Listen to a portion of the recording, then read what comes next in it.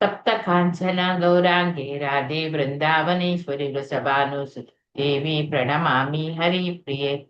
वाञ्छाकल्पतरुभ्यश्च कृपा सिन्धुभ्य एव च पतितानां पावनेभ्यो वैष्णवेभ्यो नमो नमः।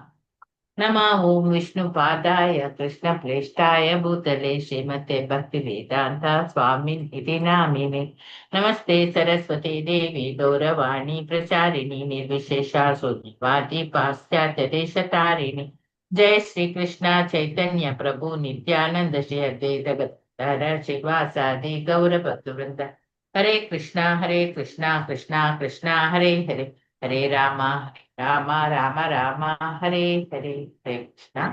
ಮತ್ತೊಮ್ಮೆ ಎಲ್ಲರಿಗೂ ಕೂಡ ಸ್ವಾಗತವನ್ನು ಕೊಡ್ಕೊಳ್ತೀನಿ. ಹಾಗೆ ಕೃಷ್ಣ ಕೃಷ್ಣ ಕೃಷ್ಣ ಕೃಷ್ಣ ಕೃಷ್ಣ ಕೃಷ್ಣ ಕೃಷ್ಣ ಹೇ ಕೃಷ್ಣ ಕೃಷ್ಣ ಕೃಷ್ಣ ಕೃಷ್ಣ ಕೃಷ್ಣ ಕೃಷ್ಣ ಕೃಷ್ಣ ಹೇ ಕೃಷ್ಣ ಕೃಷ್ಣ ಕೃಷ್ಣ ಕೃಷ್ಣ ಕೃಷ್ಣ ಕೃಷ್ಣ ಕೃಷ್ಣ ಹೇ ಕೃಷ್ಣ ಕೃಷ್ಣ ಕೃಷ್ಣ ಕೃಷ್ಣ ಕೃಷ್ಣ ಕೃಷ್ಣ ಕೃಷ್ಣ ಹೇ ಕೃಷ್ಣ ಕೃಷ್ಣ ಕೃಷ್ಣ ಕೃಷ್ಣ ಕೃಷ್ಣ ಕೃಷ್ಣ ರಕ್ಷಾ ಮಾಂ. ಕೃಷ್ಣ ಕೃಷ್ಣ ಕೃಷ್ಣ ಕೃಷ್ಣ ಕೃಷ್ಣ ಕೃಷ್ಣ ರಕ್ಷಾ ಮಾಂ. ಕೃಷ್ಣ ಕೃಷ್ಣ ಕೃಷ್ಣ ಕೃಷ್ಣ ಕೃಷ್ಣ ಕೃಷ್ಣ ಪಾಹಿ ಮಾಂ. ಕೃಷ್ಣ ಕೃಷ್ಣ ಕೃಷ್ಣ ಕೃಷ್ಣ ಕೃಷ್ಣ ಪಾಹಿ ಮಾಂ. ರಾಮ ರಾಘವ ರಾಮ ರಾಘವ ರಾಮ ರಾಘವ ರಕ್ಷಾ ಮಾಂ. ರಾಮ ರಾಘವ ರಾಮ ರಾಘವ ರಾಮ ರಾಘವ ರಕ್ಷಾ ಮಾಂ. ಕೃಷ್ಣ ಕೇಶವ ಕೃಷ್ಣ ಕೇಶವ ಕೃಷ್ಣ ಕೇಶವ ಪಾಹಿ ಮಾಂ. ಕೃಷ್ಣ ಕೇಶವ ಕೃಷ್ಣ ಕೇಶವ ಕೃಷ್ಣ ಕೇಶವ ಪಾಹಿ ಮಾಂ. ರಾಮ ರಾಘವ ರಕ್ಷಾ ಮಾಂ. ಕೃಷ್ಣ ಕೇಶವ ಪಾಹಿ ಮಾಂ. ರಾಮ ರಾಘವ ರಕ್ಷಾ ಮಾಂ. ಕೃಷ್ಣ ಕೇಶವ ಪಾಹಿ ಮಾಂ. ರಾಮ ರಾಘವ ರಕ್ಷಾ ಮಾಂ. ಕೃಷ್ಣ ಕೇಶವ ಪಾಹಿ ಮಾಂ. ರಾಮ ರಾಘವ ರಕ್ಷಾ ಮಾಂ. ಕೃಷ್ಣ ಕೇಶವ ಪಾಹಿ ಮಾಂ. ರಾಮ ರಾಘವ ರಕ್ಷಾ ಮಾಂ. ಕೃಷ್ಣ ಕೇಶವ ಪಾಹಿ ಮಾಂ. ರಾಮ ರಾಘವ ರಕ್ಷಾ ಮಾಂ. ಕೃಷ್ಣ ಕೇಶವ ಪಾಹಿ ಮಾಂ.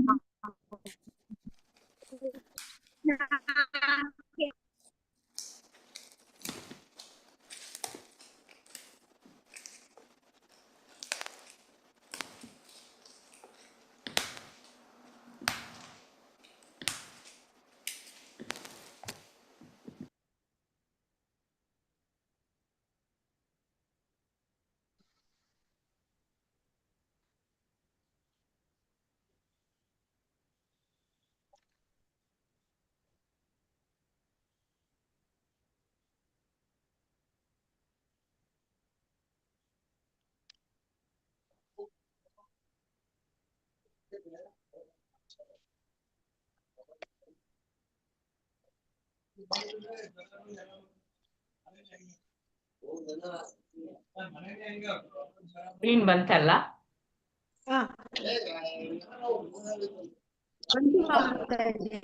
ಬಂದಿದೆ ಮಾತಾಜಿ.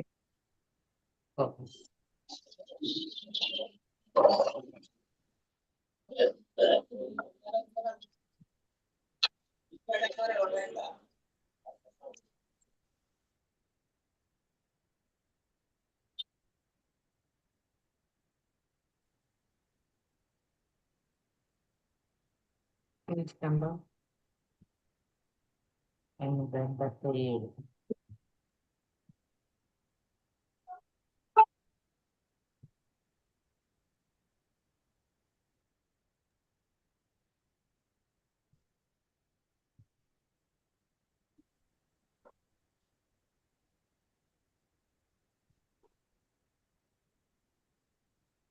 ಇಲ್ಲಿ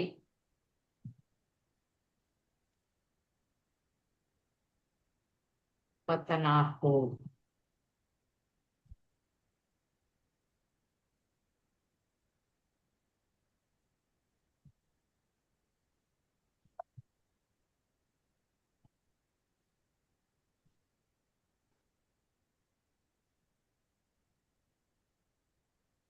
79 ಅಲ್ಲ ನಮ್ಗೆ ಚಾಪ್ಟರ್. ಹೌದು ಮಾತಾಜಿ, 595ನೇ ಪೇಜ್ ಎಕ್ಸ್ಪ್ಲೇನ್ ಮಾಡ್ಲಿ. ಹೌದು, ಇಲ್ಲಿ ಟಿಕ್ ಮಾರ್ಕ್ ಮಾಡಿದ್ದೇನೆ, ಆದ್ರೂ ಅದು ಆಚೆ ಈಚೆ ಇದೆ.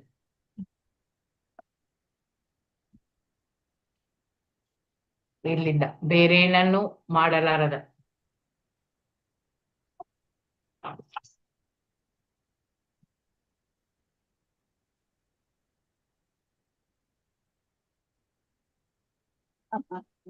ಬೇರೇನನ್ನು ಮಾಡಲಾರದಂತಹ ಮನುಷ್ಯನು ಪ್ರಭುವಿಗೆ ಮತ್ತೆ ಅವನ ಪ್ರತಿನಿಧಿಗೆ ತಲೆ ಬಾಗ್ಬೇಕು, ಪ್ರಣಾಮ ಮಾಡ್ಬೇಕು. ಪ್ರಭುವಿನ ಮತ್ತೆ ಅವನ ಪ್ರತಿನಿಧಿಯ ಆ ಪಾದ ಕಮಲಗಳನ್ನು ತೊಳೆದ ಚರಣಾಮೃತವನ್ನು ಸೇವಿಸಬಹುದು. ಯಾಕೆಂದ್ರೆ ಇಲ್ಲಿ ಪರೀಕ್ಷಿತ ಮಹಾರಾಜ ತನ್ನ ಮಾತನ್ನು ಮುಂದುವರಿಸಿ ಕೇಳ್ತಾನೆ, ಕಿವಿಯ ಕೆಲಸ ಪ್ರಭುವಿನ ಅಲೌಕಿಕ ಕಾರ್ಯಗಳನ್ನು ಕುರಿತು ಕೇಳುವುದಕ್ಕೆ ಅಂತೇಳಿ. ಆಮೇಲೆ ತಲೆ, ಶಿರ, ಅದು ಪ್ರಭುವಿಗೆ ಶಿರವು ಪ್ರಭುವಿಗೆ ಮತ್ತೆ ಅವನ ಪ್ರತಿನಿಧಿಗಳಿಗೆ ತಲೆಬಾಗುವುದಕ್ಕೆ. ಹಾಗೆ ದೇಹ ಅದು ಭಗವಂತನ ದೇವಾಲಯ ಅಂತೇಳಿ ನಾವು ಪರಿಗಣಿಸ್ಬೇಕು. ಇಲ್ಲಿ ಪ್ರಬುದ್ಧನಾದ ಭಕ್ತ ಎಲ್ಲಾ ಜೀವಿಗಳಿಗೂ ಕೂಡ ಗೌರವವನ್ನು ಸಲ್ಲಿಸ್ತಾನೆ.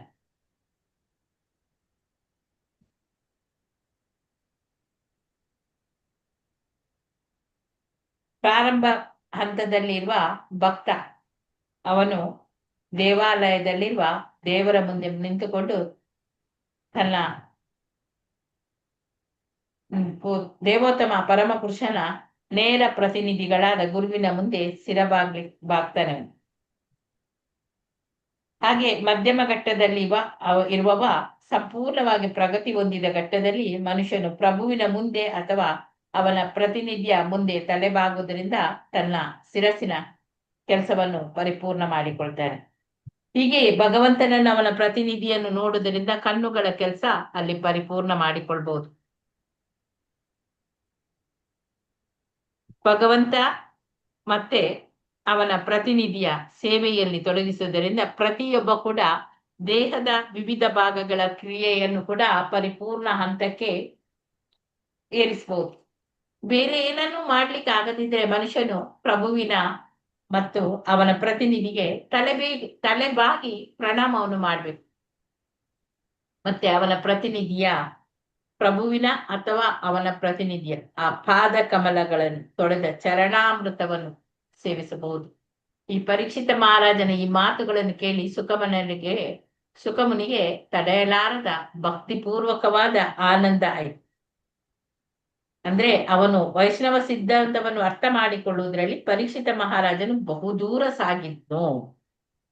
ಸುಖಮುನಿಗಳು ಆಗಲೇ ಪ್ರಭುವಿನ ಕಾರ್ಯಗಳನ್ನು ವರ್ಣಿಸುವುದರಲ್ಲಿ ಅವರು ನಿರತರಾಗಿ ಇದ್ರು. ಅವುಗಳನ್ನು ಇನ್ನೂ ವರ್ಣಿಸುವಂತೆ ಪರೀಕ್ಷಿತ ಮಹಾರಾಜ ಪುನಃ ಕೇಳಿಕೊಳ್ತಾನೆ. ಆಗ ಅವನು ಮಹಾದಾನಂದದಿಂದ ಶ್ರೀಮದ್ ಭಾಗವತವನ್ನು ಮುಂದುವರಿಸ್ತಾನೆ. ಅಲ್ಲಿ ಕೃಷ್ಣನಿಗೆ ಒಬ್ಬ ಬಹಳ ಒಳ್ಳೆಯ ಬ್ರಾಹ್ಮಣ ಸ್ನೇಹಿತನು ಇದ್ದ. ಪರಿಪೂರ್ಣ ಬ್ರಾಹ್ಮಣನಾಗಿ ಅವನು ಅಲೌಕಿಕ ಜ್ಞಾನದಲ್ಲಿ ಬಹುಶ್ರೇಷ್ಠನಾಗಿದ್ದ. ಅವನ ಜ್ಞಾನದಿಂದಾಗಿ ಅವನಿಗೆ ಭೌತಿಕ ಸುಖದಲ್ಲಿ ಆಸೆಯೇ ಇರಲಿಲ್ಲ. ಆದ್ದರಿಂದ ಆತನ ಮನಸ್ಸು ಬಹು ಶಾಂತ ಸ್ಥಿತಿಯಲ್ಲಿ ಇತ್ತು. ಅವನು ಇಂದ್ರಿಯಗಳ ನಿಗ್ರಹಗಳನ್ನು ಸಾಧಿಸಿದ ಬ್ರಾಹ್ಮಣನು ಪರಿಪೂರ್ಣ ಭಕ್ತ ಅಂತೇಳಿ ಅರ್ಥ. ಇದ್ರಲ್ಲಿ ಆ ಬ್ರಾಹ್ಮಣನೇ ಪರಿಪೂರ್ಣ ಭಕ್ತ ಅಂತೇಳಿ ಆಯ್ತು. ಪರಿಪೂರ್ಣ ಭಕ್ತನಲ್ಲದವನು ಅತ್ಯುನ್ನತ ಮಟ್ಟದ ಆ ಜ್ಞಾನವನ್ನು ಅವನು ಪಡೆದುಕೊಳ್ಳಲಿಕ್ಕೆ ಸಾಧ್ಯ ಇಲ್ಲ. ಜ್ಞಾನದ ಪರಿಪೂರ್ಣ ಆ ಬಿಂದುವನ್ನು ಮುಟ್ಟಿದ ಮನುಷ್ಯನು ದೇವೋತ್ತಮ ಪರಮ ಪುರುಷನಿಗೆ ಶರಣಾಗ್ತಾನೆ. ಅದನ್ನೇ ಭಗವದ್ಗೀತೆಯಲ್ಲಿ ಕೂಡ ಹೇಳಿದ್ದಾರೆ. ದೇವೋತ್ತಮ ಪರಮ ಪುರುಷನ ಸೇವೆಗೆ ಅವನು ತನ್ನ ಬದುಕನ್ನು ಮುಡಿಪು ಮಾಡಿ ಇಟ್ಟುಕೊಂಡು ಮನುಷ್ಯನು ಆ ಪರಿಪೂರ್ಣ ಜ್ಞಾನದ ಹಂತಕ್ಕೆ ಬಂದಿದ್ದಾನೆ. ಅಂದ್ರೆ ಪರಿಪೂರ್ಣ ಜ್ಞಾನದ ಪರಿಣಾಮ ಏನಂದ್ರೆ ಮನುಷ್ಯನು ಪ್ರಾಪಂಚಿಕ ಈ ಜೀವನದಲ್ಲಿ ಆಸಕ್ತಿಯನ್ನು ಕಳೆದುಕೊಳ್ತಾನೆ. ಅನಾಸಕ್ತಿ ಎಂದರೆ ಸದಾ ಪ್ರಾಪಂಚಿಕ ಸುಖವನ್ನು ಬಯಸುವ ಇಂದ್ರಿಯಗಳನ್ನು ಅವನು ಸಂಪೂರ್ಣವಾಗಿ ನಿಯಂತ್ರಿಸುತ್ತಾನೆ. ಭಕ್ತನ ಇಂದ್ರಿಯಗಳು ಪರಿಶುದ್ಧವಾಗಿ ಇರುತ್ತದೆ. ಈ ಘಟ್ಟದಲ್ಲಿ ಇಂದ್ರಿಯಗಳು ಪ್ರಭುವಿನ ಸೇವೆಯಲ್ಲಿ ನಿರತವಾಗ್ತದೆ. ಇದೇ ಭಕ್ತಿಪೂರ್ವಕವಾದ ಸೇವೆಯ ಸಂಪೂರ್ಣ ಕ್ಷೇತ್ರ. ಕೃಷ್ಣನು ಬ್ರಾಹ್ಮಣ ಸ್ನೇಹಿತನು. ಅವನು ಕೃಷ್ಣನ ಬ್ರಾಹ್ಮಣ ಸ್ನೇಹಿತ ಗೃಹಸ್ಥ ಆಗಿದ್ದ. ಅವನು ನೆಮ್ಮದಿಯ ಜೀವನಕ್ಕಾಗಿ ಐಶ್ವರ್ಯವನ್ನು ಸಂಗ್ರಹಿಸುವುದರಲ್ಲಿ ನಿರತನಾಗಿ ಇರಲಿಲ್ಲ. ಈಗಾಗಲೇ ನೀವು ಆ ಸುಧಾಮನ ಕತೆ ಕೇಳಿದಿರ. ತನ್ನ ಅದೃಷ್ಟಕ್ಕೆ ಅನುಗುಣವಾಗಿ ಬಂದ ಆದಾಯದಿಂದಲೇ ಅವನು ತೃಪ್ತನಾಗಿ ಇದ್ದ. ಪರಿಪೂರ್ಣ ಜ್ಞಾನದ ಗುರುತು ಮನುಷ್ಯನ ಅದೃಷ್ಟದಲ್ಲಿರುವ ಆ ಸುಖಕ್ಕಿಂತ ಹೆಚ್ಚಿನ ಸುಖವನ್ನು ಪಡೆಯಲು ಸಾಧ್ಯ ಇಲ್ಲ ಅಂತ ಈ ಪರಿಪೂರ್ಣ ಜ್ಞಾನ ಇರುವ ಮನುಷ್ಯನಿಗೆ ಅದು ಗೊತ್ತಿರ್ತದೆ. ಈ ಭೌತಿಕ ಜಗತ್ತಿನಲ್ಲಿ ಪ್ರತಿಯೊಬ್ಬನು ಒಂದಿಷ್ಟು ಯಾತನೆಯನ್ನು ಪಡಬೇಕು ಆಗ್ತದೆ. ಹಾಗೆ ಒಂದಿಷ್ಟು ಸುಖವನ್ನು ಕೂಡ ಅವನು ಅನುಭವಿಸ್ತಾನೆ. ಪ್ರತಿಯೊಬ್ಬ ಜೀವಿಗೂ ಎಷ್ಟು ಸುಖ ಮತ್ತು ದುಃಖ ದಕ್ಕಬೇಕೆಂದು ಅದು ಮೊದಲೇ ಅಲ್ಲಿ ನಿರ್ಧಾರ ಆಗಿರ್ತದೆ. ಪ್ರಾಪಂಚಿಕ ಜೀವನದ ವಿಧಾನದಲ್ಲಿ ಯಾರು ಕೂಡ ಸುಖವನ್ನು ಹೆಚ್ಚಿಗೆ ಮಾಡ್ಲಿಕ್ಕೆ ಆಗೋದಿಲ್ಲ ಅಥವಾ ಕಡಿಮೆ ಕೂಡ ಮಾಡಿಕೊಳ್ಳುವಂತೆ ಆಗೋದಿಲ್ಲ. ಆದ್ದರಿಂದ ಇಲ್ಲಿ ಬ್ರಾಹ್ಮಣನು ಇನ್ನು ಹೆಚ್ಚಿನ ಪ್ರಾಪಂಚಿಕ ಸುಖಕ್ಕಾಗಿ ಯಾವುದೇ ಪ್ರಯತ್ನ ಮಾಡಲಿಲ್ಲ. ಆದ್ರೆ ಅವನು ಕೃಷ್ಣ ಪ್ರಜ್ಞೆಯಲ್ಲಿ ಮುಂದುವರಿಯಲು ತನ್ನ ಕಾಲವನ್ನು ವಿನಿಯೋಗಿಸ್ತಾನೆ. ಹೊರನೋಟಕ್ಕೆ ಅವನು ಬಹು ಬಡವನಾಗಿ ಕಾಣ್ತಿದ್ದ. ಏಕೆಂದ್ರೆ ಅವನು ಬಹು ಬೆಲೆ ಬಾಳುವ ಉಡುಪನ್ನು ಏನು ಧರಿಸ್ತಿರ್ಲಿಲ್ಲ. ಅವನ ಹೆಂಡತಿಗೂ ಕೂಡ ಬೆಲೆ ಬಾಳುವ ಉಡುಪು ಕೂಡ ಇರ್ಲಿಲ್ಲ. ಅವರ ಪ್ರಾಪಂಚಿಕ ಸ್ಥಿತಿಯು ಶ್ರೀಮಂತವಾಗಿ ಇಲ್ಲದಿದ್ರು ಕೂಡ ಅವರು ಸಾಕಷ್ಟು ಆಹಾರವನ್ನು ಸೇವಿಸುತ್ತಾ ಕೂಡ ಇರ್ಲಿಲ್ಲ. ಅಂದ್ರೆ ಬಡವ ಅವನು. ಆದ್ರಿಂದ ಅವನ ಹೆಂಡತಿ ಕೂಡ ತುಂಬಾ ಕೃಶಲಾಗಿ ಕಾಣ್ತಿದ್ಲು. ಹೆಂಡತಿಯು ತನ್ನ ವೈಯಕ್ತಿಕ ನೆಮ್ಮದಿಯನ್ನೇ ಬಯಸ್ತಿರ್ಲಿಲ್ಲ. ಆದ್ರೆ ಅಷ್ಟು ಧರ್ಮಿಷ್ಠ ಬ್ರಾಹ್ಮಣನಾದ ತನ್ನ ಗಂಡನಿಗಾಗಿ ಅವಳು ಚಿಂತೆ ಮಾಡ್ತಾಳೆ. ತನ್ನ ಅನಾರೋಗ್ಯದಿಂದ ಅವಳು ಕಂಪಿಸ್ತಿದ್ಲು. ಗಂಡನಿಗೆ ಅಪ್ಪನೆ ಮಾಡುವ ಇಷ್ಟವಿಲ್ಲದಿದ್ರು ಅವಳು ಹೀಗೆ ಹೇಳ್ತಾಳೆ, ಪ್ರಿಯ ಪ್ರಭುವೇ, ಸಿರಿದೇವಿಯ ಪತಿಯಾದ ಶ್ರೀಕೃಷ್ಣನು ನಿಮ್ಮ ಆತ್ಮೀಯ ಸ್ನೇಹಿತ ಅಂತ ಹೇಳಿ ಗೊತ್ತು ನನ್ಗೆ. ಆದ್ರೆ ನೀವು ಕೃಷ್ಣನ ಭಕ್ತರು ಕೂಡ ಹೌದು. ಅವನ ಭಕ್ತರಿಗೆ ಅವನು ಸಹಾಯ ಮಾಡಲು ಯಾವಾಗ್ಲೂ ಸಿದ್ಧನಾಗಿರ್ತಾನೆ. ನೀವು ಪ್ರಭುವಿಗೆ ಭಕ್ತಿಪೂರ್ವಕವಾದ ಸೇವೆಯನ್ನು ಮಾಡುತ್ತಿಲ್ಲ ಎಂದು ಭಾವಿಸಿದ್ರು ನೀವು ಅವರಿಗೆ ಶರಣಾಗತರಾಗಿದ್ದೀರಾ. ಪ್ರಭು ಶರಣಾಗತನಾದ ಅವರ ಆತ್ಮದ ರಕ್ಷಕವನು. ಅಲ್ಲದೆ ಕೃಷ್ಣನು ವೈದಿಕ ಸಂಸ್ಕೃತಿಯಲ್ಲಿ ಇರುವ ಆದರ್ಶ ಪುರುಷ ಅಂತ ನನ್ಗೆ ಗೊತ್ತಿದೆ. ಅವನು ಯಾವಾಗ್ಲೂ ಬ್ರಾಹ್ಮಣ ಸಂಸ್ಕೃತಿಯ ಬೆಂಬಲಿಗ ಕೂಡ. ಯೋಗ್ಯರಾದ ಬ್ರಾಹ್ಮಣರಲ್ಲಿ ಅವನು ಬಹು ದಯೆಯನ್ನು ತೋರಿಸ್ತಾನೆ. ನೀವು ಅದರಲ್ಲಿ ಕೂಡ ಬಹು ಅದೃಷ್ಟಶಾಲಿಗಳು.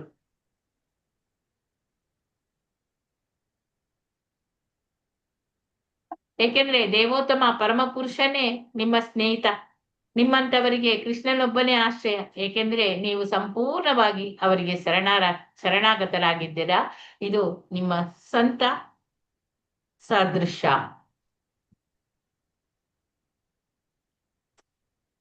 ವಿದ್ವಾಂಸ ಮತ್ತು ಸಂಪೂರ್ಣವಾಗಿ ಇಂದ್ರಿಯಗಳನ್ನು ನೀವು ನಿಯಂತ್ರಣದಲ್ಲಿ ಇಟ್ಟಿದ್ದೀರಾ. ಈ ಸ್ಥಿತಿಯಲ್ಲಿ ಕೃಷ್ಣನೊಬ್ಬನೇ ನಿಮ್ಗೆ ಆಶ್ರಯ. ಆದುದರಿಂದ ದಯವಿಟ್ಟು ಅವನ ಬಳಿಗೆ ಹೋಗಿ. ಅವನು ಕೂಡಲೇ ನಿಮ್ಮ ಬಡತನವನ್ನು ಅರ್ಥ ಮಾಡಿಕೊಳ್ತಾನೆ. ಇದು ನನಗೆ ಖಂಡಿತವಾಗಿ ಗೊತ್ತು. ನೀವು ಗೃಹಸ್ಥರು ಹೌದು. ಆದ್ದರಿಂದ ಹಣವಿಲ್ಲದೆ ನೀವೇನು ಕಷ್ಟದ ಸ್ಥಿತಿಯಲ್ಲಿ ಇದ್ದೀರಾ ಈಗ. ಅವನು ಈ ನಿಮ್ಮ ಸ್ಥಿತಿಯನ್ನು ಕೂಡಲೇ ಅರ್ಥ ಮಾಡಿಕೊಳ್ತಾನೆ. ನೀವು ನೆಮ್ಮದಿಯಾಗಿ ಜೀವನವನ್ನು ಸಾಗಿಸುವಂತೆ ಅವನು ಸಾಕಷ್ಟು ಐಶ್ವರ್ಯವನ್ನು ಕೊಡ್ತಾನೆ. ಈಗ ಕೃಷ್ಣನು ಭೋಜ, ವೃಷ್ಣಿ ಮತ್ತೆ ಅಂಧಕ ವಂಶಗಳ ರಾಜನು ಆಗಿದ್ದಾನೆ. ಅವನು ತನ್ನ ರಾಜಧಾನಿ ದ್ವಾರಕೆಯನ್ನು ಬಿಡುವುದೇ ಇಲ್ಲ ಅಂತ ಹೇಳಿ ಕೂಡ ಕೇಳಿದ್ದೇನೆ. ಅವನು ಬೇರೆಲ್ಲಿಯೂ ಹೋಗದೆ ಅಲ್ಲೇ ಇರ್ತಾನೆ. ಅವನು ಎಷ್ಟು ಕರುಣಾಮಯಿ ಮತ್ತು ಉದಾರಿ ಎಂದು ತನಗೆ ಶರಣಾಗತರಾದವರಿಗೆ ಎಲ್ಲವನ್ನು ಕೊಡ್ತಾನೆ. ತನ್ನನ್ನು ಸಹ ಕೊಟ್ಟು ಬಿಡ್ತಾನೆ. ಅವನು ತನ್ನ ಭಕ್ತನಿಗೆ ತನ್ನನ್ನೇ ಕೊಟ್ಟುಕೊಳ್ಳಲು ಸಿದ್ಧನಿರುವಾಗ ಒಂದಿಷ್ಟು ಪ್ರಾಪಂಚಿಕ ಶ್ರೀಮತಿಗೆಯನ್ನು ಕೊಡುವುದರಲ್ಲಿ ಆಶ್ಚರ್ಯವೇ ಇಲ್ಲ. ಭಕ್ತನು ಬಹು ಸ್ಥಿರ ಮನಸ್ಸಿನವರಾಗದಿದ್ರೆ ಅವನು ಹೆಚ್ಚು ಪ್ರಾಪಂಚಿಕ ಐಶ್ವರ್ಯವನ್ನು ಕೊಡುವುದಿಲ್ಲ. ಆದ್ರೆ ಭಕ್ತಿಪೂರ್ವಕ ಸೇವೆಯಲ್ಲಿ ನಿಮ್ಮ ಮನಸ್ಸು ಎಷ್ಟು ಸ್ಥಿರವಾಗಿದೆ ಅಂತ ಹೇಳಿ ನನಗೆ ಗೊತ್ತಿದೆ. ಇದು ನನ್ನ ಭಾವನೆ. ಆದುದರಿಂದ ಜೀವನದ ಈ ಕನಿಷ್ಠ ಅಗತ್ಯಗಳು ಏನಿದೆಯೋ ನಿಮ್ಗೆ ಒಂದಿಷ್ಟು ಪ್ರಾಪಂಚಿಕ ಸಹಾಯವನ್ನು ಮಾಡಲು ಅವನು ಹಿಂಜರಿಯುವುದಿಲ್ಲ ಅಂತ ಹೇಳ್ತಾರೆ. ಇಲ್ಲಿಗೆ ನಮ್ದು ಓದಿದ್ದು ನಿನ್ನೆ ಸ್ಟಾಪ್ ಆಗಿದೆ. ಮಾತಾಜಿ ಯಾರಿಗೆ ಓದ್ಲಿಕ್ಕೆ ಇದ್ದದ್ದು? ಪ್ರವೀಣ ಲಕ್ಷ್ಮಿ ಮಾತಾಜಿ. ರಾಧಾಕೃಷ್ಣ ಮಾತಾಜಿ. ಹಾ, ಲಕ್ಷ್ಮೀ ಎಂ ಮಾತಾಜಿ ಓದ್ಲಿ ಮಾತಾಜಿ. ಹರೇ ಕೃಷ್ಣ ಮಾತಾಜಿ ಓದ್ತೀನಿ. ಹೀಗೆ ಬ್ರಾಹ್ಮಣನ ಹೆಂಡತಿಯು ಬಹು ನಮ್ರತೆಯಿಂದ ಮತ್ತು ವಿಧೇಯತೆಯಿಂದ ಅವನು ಶ್ರೀಕೃಷ್ಣನ ಬಳಿಗೆ ಹೋಗಬೇಕೆಂದು ಮತ್ತೆ ಮತ್ತೆ ಪ್ರಾರ್ಥಿಸಿದಳು. ತಾನು ಶ್ರೀಕೃಷ್ಣನಿಂದ ಯಾವ ಪ್ರಾಪಂಚಿಕ ಲಾಭವನ್ನೂ ಬೇಡಬೇಕಾಗಿಲ್ಲ ಎಂದು ಬ್ರಾಹ್ಮಣನಿಗೆ ಎನ್ನಿಸಿತು. ಆದರೆ ತನ್ನ ಹೆಂಡತಿಯು ಮತ್ತೆ ಮತ್ತೆ ಕೇಳಿದುದರಿಂದ ಅವನು ಒಪ್ಪಿದನು. ಅವನು ನಾನು ಅಲ್ಲಿಗೆ ಹೋದರೆ ಪ್ರಭುವನ್ನು ನೋಡಬಹುದು, ಅವನಿಂದ ಯಾವುದೇ ಪ್ರಾಪಂಚಿಕ ಲಾಭವನ್ನು ಬೇಡದಿದ್ದರೂ ಇದೊಂದು ಶ್ರೇಷ್ಠ ಅವಕಾಶ ಎಂದು ಯೋಚಿಸಿದನು. ಅವನು ತನ್ನ ಸ್ನೇಹಿತನಿಗೆ ಏನಾದರೂ ಉಡುಗೊರೆಯನ್ನು ತೆಗೆದುಕೊಂಡು ಹೋಗಬೇಕಾಗಿತ್ತು. ಆದುದರಿಂದ ಅವನು ಕೃಷ್ಣನಿಗೆ ಕೊಡಬಹುದಾದದ್ದು ಏನಾದರೂ ಮನೆಯಲ್ಲಿದೆಯೇ ಎಂದು ಹೆಂಡತಿಯನ್ನು ಕೇಳಿದನು. ಹೆಂಡತಿಯು ಅಕ್ಕಪಕ್ಕದ ಸ್ನೇಹಿತರಿಂದ 4 ಬೊಗಸೆ ಅವಲಕ್ಕಿಯನ್ನು ಸಂಗ್ರಹಿಸಿದಳು. ಅದನ್ನು ಸಣ್ಣ ಚೌಕದಲ್ಲಿ ಕಟ್ಟಿ ಕೃಷ್ಣನಿಗೆ ಅರ್ಪಿಸಲು ಗಂಡನಿಗೆ ಕೊಟ್ಟಳು. ಇನ್ನು ಕಾಯದೆ ಬ್ರಾಹ್ಮಣನು ಉಡುಗೊರೆಯನ್ನು ತೆಗೆದುಕೊಂಡು ತನ್ನ ಪ್ರಭುವನ್ನು ಕಾಣಲು ದ್ವಾರಕೆಗೆ ಹೊರಟನು. ಮೇಲೆ ಮಾಡಿ ಮಾತಾಜಿ. ಮಾತಾಜಿ ಮೇಲೆ ಮಾಡಿ. ಸರಿ ಮಾಡಿ. ಮಾತಾಜಿ ಮೇಲೆ ಮಾಡಿ ಮಾತಾಜಿ. ದ್ವಾರಕೆಗೆ ಹೋಗುವಾಗ ಅವನಿಗೆ ಕೃಷ್ಣನನ್ನು ಕಾಣುವುದು ಹೇಗೆ ಎಂದು ಯೋಚನೆ. ಕೃಷ್ಣನನ್ನು ಬಿಟ್ಟು ಬೇರೆ ಯೋಚನೆಯೇ ಅವನಿಗಿರಲಿಲ್ಲ. ಯದುವಂಶದ ಅರಸನ ಅರಮನೆಯನ್ನು ಕಾಣುವುದು ಸುಲಭವಾಗಿರಲಿಲ್ಲ. ಆದರೆ ಅವನನ್ನು ಕಾಣಲು ಬ್ರಾಹ್ಮಣರನ್ನು ಒಳಗೆ ಬಿಡಲಾಗುತ್ತಿತ್ತು. ಕೃಷ್ಣನ ಬ್ರಾಹ್ಮಣನ ಗೆಳೆಯನು ಅಲ್ಲಿಗೆ ಹೋದಾಗ ಇತರ ಬ್ರಾಹ್ಮಣರೊಂದಿಗೆ ಅವನೂ ಹಲವು ಸೈನಿಕ ಶಿಬಿರಗಳನ್ನು ದಾಟಿ ಹೋಗಬೇಕಾಯಿತು. ಪ್ರತಿಯೊಂದು ಶಿಬಿರಗಳಲ್ಲಿ ಭಾರಿ ದೊಡ್ಡ ದ್ವಾರಗಳಿದ್ದವು ಮತ್ತು ಅವುಗಳ ಮೂಲಕ ಹಾದು ಹೋದನು. ಹೆಬ್ಬಾಗಿಲು ಮತ್ತು ಶಿಬಿರಗಳಂತಹ 16,000 ಅರಮನೆಗಳಿದ್ದವು. ಇವುಗಳಲ್ಲಿ ಕೃಷ್ಣನ 16,000 ರಾಣಿಯರು ವಾಸಿಸುತ್ತಿದ್ದರು. ಬಹು ವೈಭವದಿಂದ ಅಲಂಕರಿಸಿದ್ದ ಒಂದು ಅರಮನೆಯನ್ನು ಬ್ರಾಹ್ಮಣನು ಹೊಕ್ಕನು. ಸುಂದರವಾದ ಅರಮನೆಯನ್ನು ಪ್ರವೇಶಿಸುತ್ತಲೇ ಅವನಿಗೆ ಅಲೌಕಿಕ ಆನಂದದ ಸಾಗರದಲ್ಲಿ ಈಜಾಡುತ್ತಿರುವಂತೆ ಎನ್ನಿಸಿತು. ಆ ಅಲೌಕಿಕ ಸಾಗರದಲ್ಲಿ ಮುಳುಗಿ ಏಳುತ್ತಿರುವಂತೆ ಎನ್ನಿಸಿತು.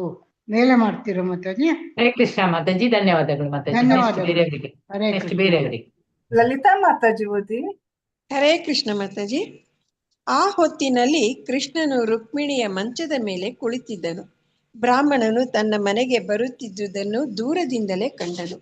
ಅವನು ತನ್ನ ಗೆಳೆಯ ಎಂದು ಗುರುತು ಹಿಡಿದ ಕೂಡಲೇ ತನ್ನ ಪೀಠವನ್ನು ಬಿಟ್ಟು ಅವನನ್ನು ಬರಮಾಡಿಕೊಳ್ಳಲು ಮುಂದೆ ಬಂದ. ಅವನನ್ನು 2 ಬಾಹುಗಳಿಂದ ಅಪ್ಪಿಕೊಂಡ. ಭಗವಾನ್ ಕೃಷ್ಣನು ಸಕಲ ದಿವ್ಯಾನಂದಗಳ ಭಂಡಾರ. ಆದರೂ ಬಡ ಬ್ರಾಹ್ಮಣನನ್ನು ಆಲಂಗಿಸಿಕೊಂಡಾಗ ಅವನಿಗೆ ಅಪಾರ ಸಂತೋಷವಾಯಿತು. ಏಕೆಂದರೆ ಅವನಿಗೆ ತನ್ನ ಪ್ರಾಣ ಸ್ನೇಹಿತನ ಭೇಟಿಯಾಯಿತು. ಕೃಷ್ಣನು ಅವನನ್ನು ತನ್ನ ಮಂಚದ ಮೇಲೆ ಕೂಡಿಸಿ ಅವನಿಗೆ ಬಗೆ ಬಗೆಯ ಹಣ್ಣುಗಳನ್ನು ಪಾನೀಯಗಳನ್ನು ತಂದು ಮುಂದಿಟ್ಟ. ಪೂಜಾರ್ಹನಾದ ಅತಿಥಿಯನ್ನು ಬರಮಾಡಿಕೊಳ್ಳುವ ಯೋಗ್ಯ ವಿಧಾನ ಇದು. ಕೃಷ್ಣನದು ಪರಮ ಪರಿಶುದ್ಧತೆ. ಆದರೆ ಅವನು ಸಾಮಾನ್ಯ ಮನುಷ್ಯನ ಪಾತ್ರವನ್ನು ನಿರ್ವಹಿಸುತ್ತಿದ್ದುದರಿಂದ ಅವನು ಬ್ರಾಹ್ಮಣನ ಪಾದಗಳನ್ನು ತೊಳೆದು ತನ್ನ ಪರಿಶುದ್ಧತೆಗಾಗಿ ನೀರನ್ನು ತಲೆಗೆ ಪ್ರೋಕ್ಷಿಸಿಕೊಂಡನು. ಅನಂತರ ಬ್ರಾಹ್ಮಣನ ದೇಹಕ್ಕೆ ಶ್ರೀಗಂಧವನ್ನು ಲೇಪಿಸಿದನು. ಹಲವು ಬಗೆಯ ಧೂಪಗಳನ್ನು ಉರಿಸಿದ ಮತ್ತು ದೀಪಗಳ ಆರತಿಯನ್ನು ಬೆಳಗಿದ. ಹೀಗೆ ಅವನನ್ನು ಉಚಿತ ರೀತಿಯಲ್ಲಿ ಸ್ವಾಗತಿಸಿ ಬ್ರಾಹ್ಮಣನು ಹಣ್ಣು ಪಾನೀಯಗಳನ್ನು ಸ್ವೀಕರಿಸಿದ ನಂತರ ಕೃಷ್ಣನು, ಪ್ರೀತಿಯ ಗೆಳೆಯ, ನೀನು ಬಂದಿದ್ದು ನನ್ನ ಸೌಭಾಗ್ಯ ಎಂದನು. ಬಹು ಬಡವನಾದ ಬ್ರಾಹ್ಮಣನು ಒಳ್ಳೆಯ ಉಡುಪನ್ನು ಧರಿಸಿರಲಿಲ್ಲ. ಅವನ ಬಟ್ಟೆಗಳು ಹರಿದು ಹೋಗಿ ಕೊಳಕಾಗಿದ್ದವು. ಅವನ ದೇಹವು ಕೃಶವಾಗಿದ್ದಿತು. ಅವನು ಅಷ್ಟೇನು ಸ್ವಚ್ಛವಾಗಿದ್ದಂತೆ ಕಾಣುತ್ತಿರಲಿಲ್ಲ. ದೇಹವು ಬಡವಾಗಿದ್ದುದರಿಂದ ಮೂಳೆಗಳು ಎದ್ದು ಕಾಣುತ್ತಿದ್ದವು. ಸಿರಿದೇವಿಯಾದ ರುಕ್ಮಿಣಿಯೇ ಸ್ವತಃ ಅವನಿಗೆ ಗಾಳಿ ಹಾಕಲಾರಂಭಿಸಿದಳು. ಅರಮನೆಯ ಇತರ ಸ್ತ್ರೀಯರಿಗೆ ಕೃಷ್ಣನು ಈ ಬ್ರಾಹ್ಮಣನನ್ನು ಸ್ವಾಗತಿಸಿದ ರೀತಿಯನ್ನು ಕಂಡು ಆಶ್ಚರ್ಯವಾಯಿತು. ಈ ಬ್ರಾಹ್ಮಣನನ್ನು ಎಷ್ಟು ಸಂಭ್ರಮದಿಂದ ಕೃಷ್ಣನು ಬರಂ ಮಾಡಿಕೊಂಡ ಎಂದು ಅಚ್ಚರಿಪಟ್ಟರು. ಬಡವನಾದ ಅಷ್ಟೇನು ಸ್ವಚ್ಛವನಾಗಿಲ್ಲದ ಬಡ ಉಡುಪು ಧರಿಸಿದ್ದ ಈ ಬಡ ಬ್ರಾಹ್ಮಣನನ್ನು ತಾನೇ ಕೃಷ್ಣನನ್ನು ಸ್ವಾಗತಿಸಿದ್ದು ಹೇಗೆ ಎಂದು ಆಶ್ಚರ್ಯವಾಯಿತು. ಆದರೆ ಆ ಬ್ರಾಹ್ಮಣನು ಸಾಮಾನ್ಯ ಜೀವನಲ್ಲ ಎಂದು ಅರ್ಥವಾಯಿತು. ಅವನು ಮಹಾ ಪುಣ್ಯ ಕಾರ್ಯಗಳನ್ನು ಮಾಡಿದ್ದಿರಬೇಕು. ಇಲ್ಲವಾದರೆ ಸಿರಿದೇವಿಯ ಪತಿಯಾದ ಕೃಷ್ಣನು ಅವನನ್ನು ಇಷ್ಟೊಂದು ಉಪಚರಿಸುತ್ತಿರಲಿಲ್ಲ ಎಂದೂ ಅರ್ಥವಾಯಿತು. ಬ್ರಾಹ್ಮಣನನ್ನು ಕೃಷ್ಣನು ಮಂಚದ ಮೇಲೆ ಕುಳ್ಳರಿಸಿದ್ದರಿಂದ ಅವರು ಇನ್ನೂ ಬೆರಗಾದರು. ತನ್ನ ಅಣ್ಣ ಬಲರಾಮನನ್ನು ಆಲಂಗಿಸಿದಂತೆಯೇ ಕೃಷ್ಣನು ಅವನನ್ನು ಆಲಂಗಿಸಿದುದರಿಂದ ಅವರಿಗೆ ಇನ್ನೂ ಆಶ್ಚರ್ಯವಾಯಿತು. ಏಕೆಂದರೆ ಕೃಷ್ಣನು ಬಲರಾಮ ಮತ್ತು ರುಕ್ಮಿಣಿಯರನ್ನು ಮಾತ್ರ ಆಲಂಗಿಸುತ್ತಿದ್ದನು, ಬೇರೆ ಯಾರನ್ನು ಆಲಂಗಿಸುತ್ತಿರಲಿಲ್ಲ. ಹರೇ ಕೃಷ್ಣ ಮಾತಾಜಿ. ಧನ್ಯವಾದಗಳು ಮಾತಾಜಿ. ಲತಾ BS ಮಾತಾಜಿ ಓದಿ. ಹರೇ ಕೃಷ್ಣ ಮಾತಾಜಿ.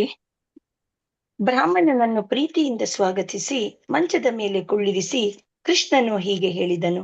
ಪ್ರೀತಿಯ ಬ್ರಾಹ್ಮಣ ಗೆಳೆಯ, ನೀನು ಬಹು ಜಾಣ ವ್ಯಕ್ತಿ.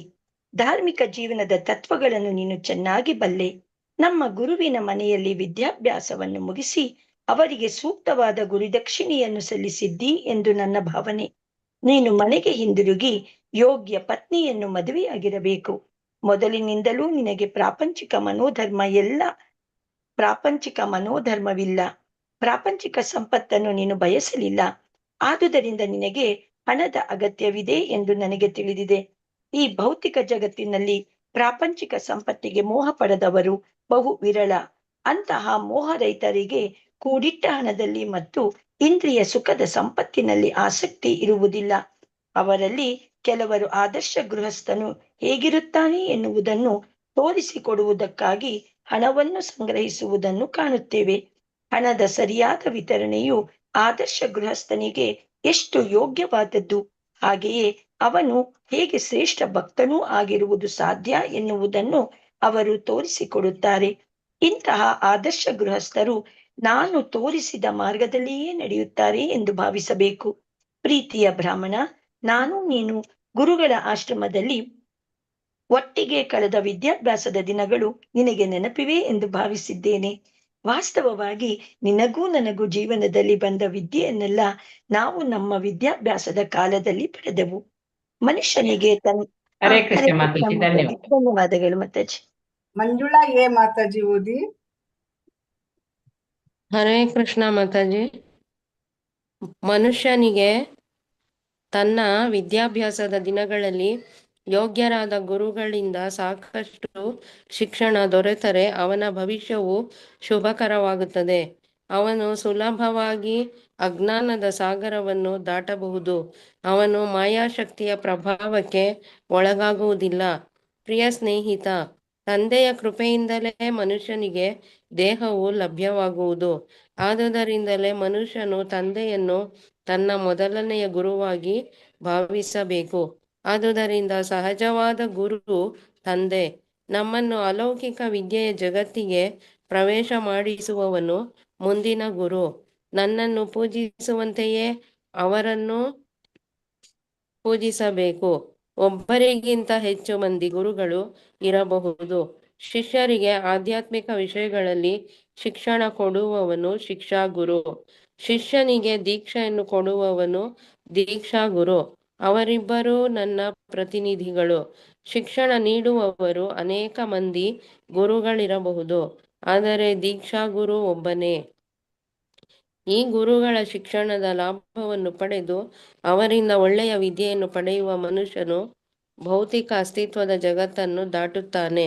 ಅಂತಹವನು ಮನುಷ್ಯ ಸಾರ್ಥಕ ಮಾಡಿಕೊಂಡಿದ್ದಾನೆ ಎಂದು ಭಾವಿಸಬಹುದು. ಈ ಮನುಷ್ಯ ಜನ್ಮದಲ್ಲಿ ಸಾಧಿಸಬೇಕಾದ ಕಟ್ಟಕಡೆಯ ಗುರಿಯು ಆಧ್ಯಾತ್ಮಿಕ ಪರಿಪೂರ್ಣತೆಯನ್ನು ಸಾಧಿಸಿ ಭಗವದ್ಧಾಮಕ್ಕೆ ಹಿಂದಿರುಗುವುದು ಎನ್ನುವುದನ್ನು ಅವನು ತಿಳಿದುಕೊಂಡಿದ್ದಾನೆ. ಪ್ರೀತಿಯ ಗೆಳೆಯ, ಪ್ರತಿಯೊಬ್ಬರ ಹೃದಯದಲ್ಲಿರುವ ಪರಮಾತ್ಮನು ನಾನೇ. ಮನುಷ್ಯ ಸಮಾಜವು ವರ್ಣಾಶ್ರಮಗಳ ತತ್ವಗಳನ್ನು ಅನುಸರಿಸಬೇಕೆಂದು ನನ್ನ ನೇರವಾದ ಅಪ್ಪಣೆ. ನಾನು ಭಗವದ್ಗೀತೆಯಲ್ಲಿ ಹೇಳಿರುವಂತೆ ಯೋಗ್ಯತೆ ಮತ್ತು ಕರ್ಮಕ್ಕೆ ಅನುಗುಣವಾಗಿ ಮಾನವ ಸಮಾಜವನ್ನು 4 ವರ್ಣಗಳನ್ನಾಗಿ ವಿಭಜಿಸಬೇಕು. ಹಾಗೆಯೇ ಪ್ರತಿಯೊಬ್ಬನು ತನ್ನ ಜೀವನವನ್ನು 4 ಭಾಗಗಳನ್ನಾಗಿ ವಿಂಗಡಿಸಿಕೊಳ್ಳಬೇಕು. ಮೊದಲನೆಯ ಭಾಗದಲ್ಲಿ ಸಾಕಷ್ಟು ವಿದ್ಯೆಯನ್ನು ಪಡೆದುಕೊಳ್ಳುತ್ತಾ ಬ್ರಹ್ಮಚರ್ಯದ ವ್ರತವನ್ನು ಪಾಲಿಸುತ್ತಾ ಯೋಗ್ಯ ವಿದ್ಯಾರ್ಥಿಯಾಗಬೇಕು. ಹೀಗೆ ಮಾಡಿದರೆ ಅವನು ಇಂದ್ರಿಯ ತೃಪ್ತಿಗೆ ಗಮನ ಕೊಡದೆ ತನ್ನ ಬದುಕನ್ನು ಸಂಪೂರ್ಣವಾಗಿ ಗುರು ಸೇವೆಗೆ ಮುಡಿಪಾಗಿಡಬಹುದು. ಬ್ರಹ್ಮಚಾರಿಯು ಕಟ್ಟುನಿಟ್ಟಿನ ವ್ರತ ನಿಯಮಗಳ ಬದುಕನ್ನು ನಡೆಸಬೇಕು. ಗೃಹಸ್ಥನು ನಿಯಂತ್ರಿಸಿದ ಇಂದ್ರಿಯ ತೃಪ್ತಿಯ ಬದುಕನ್ನು ನಡೆಸಬೇಕು. ಆದರೆ ಯಾರೂ ಜೀವನದ 3ನೆಯ ಘಟ್ಟದಲ್ಲಿ ಗೃಹಸ್ಥನಾಗಿ ಉಳಿಯಬಾರದು. ಈ ಘಟ್ಟದಲ್ಲಿ ಮನುಷ್ಯನು ಬ್ರಹ್ಮಚರ್ಯದ ಘಟ್ಟದಲ್ಲಿ ಪಾಲಿಸಿದ ವ್ರತ ನಿಯಮಗಳಿಗೆ ಹಿಂದಿರುಗಿ ತನ್ನ ಗೃಹಸ್ಥ ಜೀವನದ ಬಂಧನವನ್ನು ಕಳೆದುಕೊಳ್ಳಬೇಕು. ಪ್ರಾಪಂಚಿಕ ಬದುಕಿನ ಬಂಧನವನ್ನು ಕಳಚಿಕೊಂಡು ಮನುಷ್ಯನು ಸನ್ಯಾಸಾಶ್ರಮವನ್ನು ಸ್ವೀಕರಿಸಬೇಕು. ಹರೇ ಕೃಷ್ಣ ಮಾತಾಜಿ. ಧನ್ಯವಾದಗಳು ಮಾತಾಜಿ. ನಂದಿನಿ ಮಾತಾಜಿ ಓದಿ. ನಂದಿನಿ ಮಾತಾಜಿ. ಹರೇ ಕೃಷ್ಣ ಮಾತಾಜಿ. ಪ್ರತಿಯೊಬ್ಬರ ಹೃದಯದಲ್ಲಿರುವ ಜೀವಿಗಳ ಪರಮಾತ್ಮನಾಗಿ ನಾನು ಪ್ರತಿ ಘಟ್ಟದಲ್ಲಿಯೂ ಮತ್ತು ಆಶ್ರಮದಲ್ಲಿಯೂ ಪ್ರತಿಯೊಬ್ಬರ ಕೆಲಸ ಕಾರ್ಯಗಳನ್ನು ಗಮನಿಸುತ್ತೇನೆ. ಮನುಷ್ಯನು ಯಾವುದೇ ಘಟ್ಟದಲ್ಲಿರಲಿ ಅವನು ತನ್ನ ಗುರುವು ಆಜ್ಞಾಪಿಸಿದ ಕರ್ತವ್ಯಗಳನ್ನು ಗಂಭೀರವಾಗಿ ಶ್ರದ್ಧೆಯಿಂದ ಮಾಡುವುದರಲ್ಲಿ ನಿರತನಾಗಿದ್ದಾನೆ ಎನ್ನುವುದನ್ನು ನಾವು ಕಂಡಾಗ ಅವನು ನನಗೆ ಬಹು ಆತ್ಮೀಯನಾಗುತ್ತಾನೆ. ಬ್ರಹ್ಮಚರ್ಯದ ಬದುಕಿನ ವಿಷಯವನ್ನು ಹೇಳಬೇಕೆಂದರೆ ಗುರುವಿನ ಮಾರ್ಗದರ್ಶನದಲ್ಲಿ ಬ್ರಹ್ಮಚಾರಿಯ ಬದುಕನ್ನು ಮುಂದುವರಿಸಲು ಸಾಧ್ಯವಾದರೆ ಅದು ಬಹು ಒಳ್ಳೆಯದು. ಆದರೆ ಬ್ರಹ್ಮಚಾರಿಯ ಜೀವನದಲ್ಲಿ ಕಾಮ ಪ್ರವೃತ್ತಿಗಳು ಉಂಟಾದರೆ ಅವನು ಗುರುದಕ್ಷಿಣೆಯಲ್ಲಿ ಸಲ್ಲಿಸಿ ಗುರುವನ್ನು ಬೀಳ್ಕೊಂಡು ಹೋಗಬೇಕು. ವೈದಿಕ ಪದ್ಧತಿಯ ಪ್ರಕಾರ ಗುರುವಿಗೆ ಒಂದು ಕಾಣಿಕೆಯನ್ನು ಶಿಷ್ಯನು ಕೊಡುತ್ತಾನೆ. ಇದಕ್ಕೆ ಗುರುದಕ್ಷಿಣೆ ಎಂದು ಹೆಸರು. ಆಗ ಶಿಷ್ಯನು ಗೃಹಸ್ಥಾಶ್ರಮವನ್ನು ಸ್ವೀಕರಿಸಿ ಧಾರ್ಮಿಕ ವಿಧಿಗಳಿಗೆ ಅನುಗುಣವಾಗಿ ಒಬ್ಬ ಪತ್ನಿಯನ್ನು ಸ್ವೀಕರಿಸುತ್ತಾನೆ. ಬ್ರಾಹ್ಮಣ ವಿದ್ವಾಂಸನಾದ ತನ್ನ ಸ್ನೇಹಿತರೊಡನೆ ಮಾತನಾಡುತ್ತಾ ಕೃಷ್ಣನು ನೀಡಿದ ಆ ಆದೇಶಗಳು ಮಾನವ ಸಮಾಜಕ್ಕೆ ಒಳ್ಳೆಯ ಮಾರ್ಗದರ್ಶನ ಮಾಡುತ್ತವೆ. ವರ್ಣ ಮತ್ತು ಆಶ್ರಮಗಳನ್ನು ಬಳಸದೆ ಇರುವ ಮನುಷ್ಯನ ನಾಗರಿಕತೆಯು ನಯವರಿತ ಪ್ರಾಣಿ ಸಮಾಜವಷ್ಟೇ. ಒಂಟಿಯಾಗಿ ಇರುವ ಗಂಡಸಾಗಲಿ ಹೆಂಗಸಾಗಲಿ ಕಾಮ ಜೀವನದಲ್ಲಿ ತೊಡಗುವುದು ಮಾನವ ಸಮಾಜದಲ್ಲಿ ಎಂದೂ ಒಪ್ಪತಕ್ಕದ್ದಲ್ಲ. ಮನುಷ್ಯನು ಬ್ರಹ್ಮಚಾರಿ ಜೀವನದ ತತ್ವಗಳನ್ನು ಕಟ್ಟುನಿಟ್ಟಾಗಿ ಪಾಲಿಸಬೇಕು. ಇಲ್ಲವೇ ಗುರುವಿನ ಅಪ್ಪಣೆಯಿಂದ ಮದುವೆಯನ್ನು ಮಾಡಿಕೊಳ್ಳಬೇಕು. ಅನೈತಿಕ ಕಾಮದ ಒಂಟಿ ಜೀವನವು ಪಶುಗಳಿಗೆ ವಿವಾಹದ ಸಂಸ್ಥೆ ಇಲ್ಲ. ಧನ್ಯವಾದಗಳು ಮಾತಾಜಿ. ಹರೇ ಕೃಷ್ಣ. ನಿರ್ಮಲಾ ಮಾತಾಜಿ ಓದಿ. ನಿರ್ಮಲಾ ಮಾತಾಜಿ ಅನ್ಮ್ಯೂಟ್ ಮಾಡ್ಕೊಳ್ಳಿ. ಪದ್ಮಾವತಿ ಮಾತಾಜಿ ಓದಿ. ಹರೇ ಕೃಷ್ಣ ಮಾತಾಜಿ. ಆಧುನಿಕ ಸಮಾಜವು ಮನುಷ್ಯ ಜೀವನದ ಮಹತ್ ಕಾರ್ಯವನ್ನು ಸಾಧಿಸುವ ಗುರಿಯನ್ನು ಇಟ್ಟುಕೊಂಡಿಲ್ಲ. ಮನುಷ್ಯನು ಜೀವನದ ಮಹತ್ ಕಾರ್ಯವೆಂದರೆ ಭಗವದ್ಧಾಮಕ್ಕೆ ಹಿಂದಿರುಗುವುದು. ಈ ಮಹತ್ ಕಾರ್ಯವನ್ನು ಸಾಧಿಸಲು ವರ್ಣಾಶ್ರಮ ವ್ಯವಸ್ಥೆಯನ್ನು ಅನುಸರಿಸಬೇಕು. ಈ ವ್ಯವಸ್ಥೆಯನ್ನು ಕಟ್ಟುನಿಟ್ಟಾಗಿ ಪ್ರಜ್ಞಾಪೂರ್ವಕವಾಗಿ ಅನುಸರಿಸಿದಾಗ ಬದುಕಿನ ಮಹತ್ ಕಾರ್ಯವನ್ನು ಸಾಧಿಸುತ್ತೇವೆ. ಉತ್ತಮ ಮಾರ್ಗದರ್ಶನವಿಲ್ಲದೆ ಇದನ್ನು ಪರೋಕ್ಷವಾಗಿ ಅನುಸರಿಸಿದಾಗ ಅದು ಮಾನವ ಸಮಾಜದಲ್ಲಿ ಕ್ಷೋಭೆಯನ್ನು ಉಂಟು ಮಾಡುತ್ತದೆ. ಶಾಂತಿ ಸಮೃದ್ಧಿಗಳೆಂದಿರುವುದಿಲ್ಲ.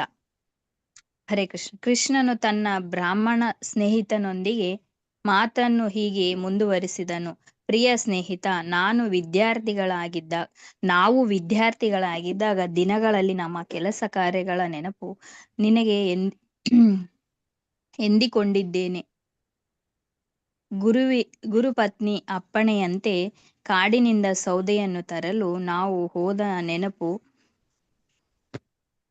ನಿನಗಿರಬೇಕು. ನಾವು ಒಣಗಿದ ಸೌದೆಯನ್ನು ಸಂಗ್ರಹಿಸುತ್ತಿದ್ದಾಗ ಅಕಸ್ಮಾತಾಗಿ ದಟ್ಟ ಕಾಡನ್ನು ಪ್ರವೇಶಿಸಿ ದಾಟಿ ತಲುಪಿದೆವು. ಅನಿರೀಕ್ಷಿತವಾಗಿ ದಾರಿ ತಪ್ಪಿದೆವು. ದಾರಿ ತಪ್ಪಿದೆವು. ಅನಿರೀಕ್ಷಿತವಾಗಿ ಧೂಳಿ ಬೀಸುವ ಸುಂಟರಗಾಳಿಯು ಬೀಸಿತು. ಆಕಾಶದಲ್ಲಿ ಮೋಡಗಳು ಮತ್ತು ಸಿಡಿಲು ಕಾಣಿಸಿಕೊಂಡವು. ಗುಡುಗಿನ ಸ್ಫೋಟಕ ಶಬ್ದವು ಕೇಳಲಾರಂಭವಾಯಿತು. ಸೂರ್ಯನು ಮುಳುಗಿದನು.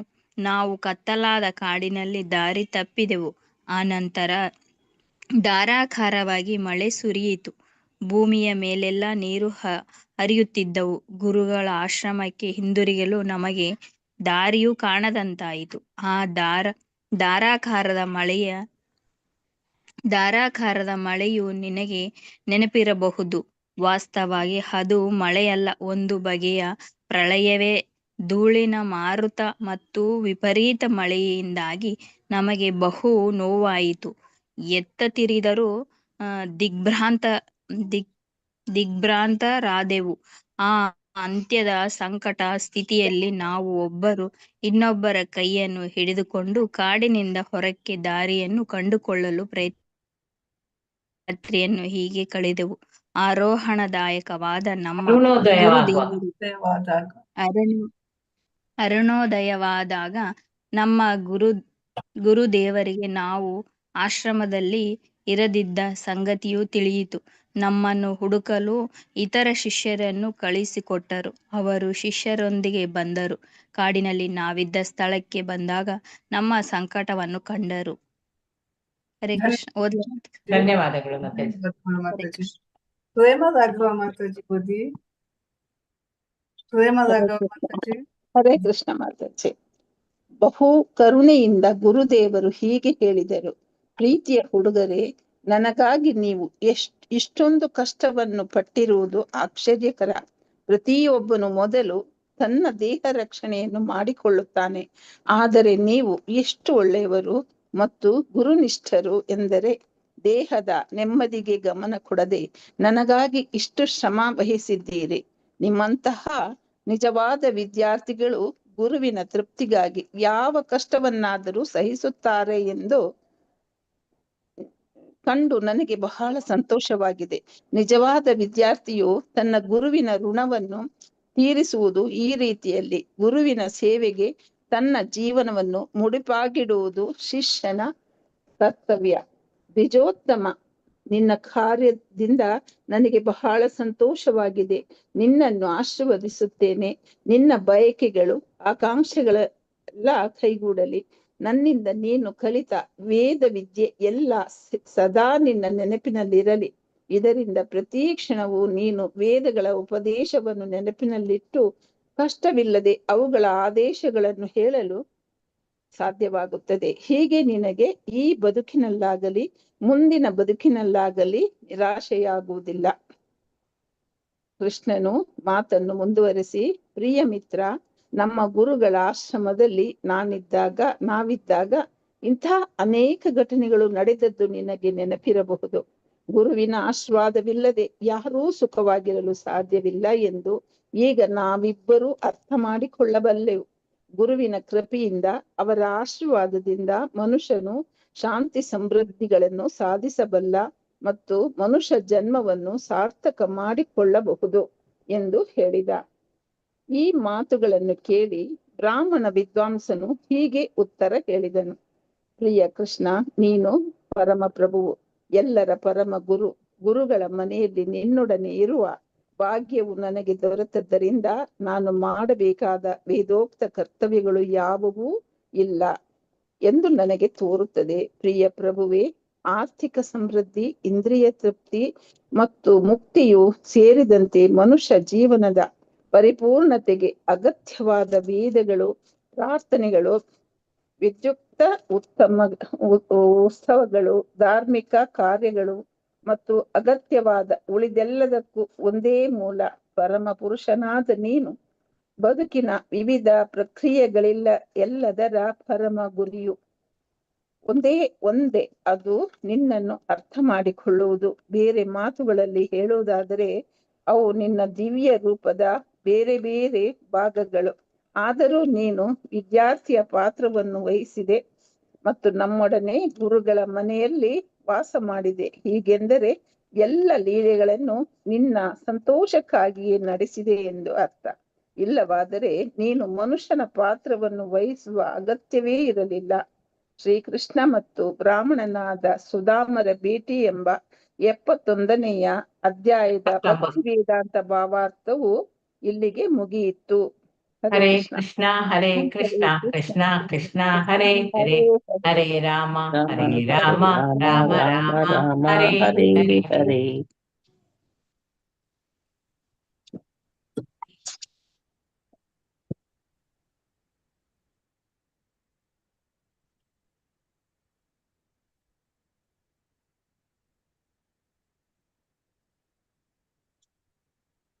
ಇಲ್ಲಿ ಬ್ರಾಹ್ಮಣನ ಹೆಂಡತಿ ಈಗ ತುಂಬಾ ನಮ್ರತೆಯಿಂದ ವಿಧೇಯತೆಯಿಂದ ಶ್ರೀಕೃಷ್ಣನ ಬಳಿಗೆ ಹೋಗ್ಬೇಕು ಅಂತ ಹೇಳಿ ಮತ್ತೆ ಮತ್ತೆ ಹೇಳ್ತಾಳೆ, ಪ್ರಾರ್ಥನೆ ಮಾಡ್ತಾಳೆ ಗಂಡನಲ್ಲಿ.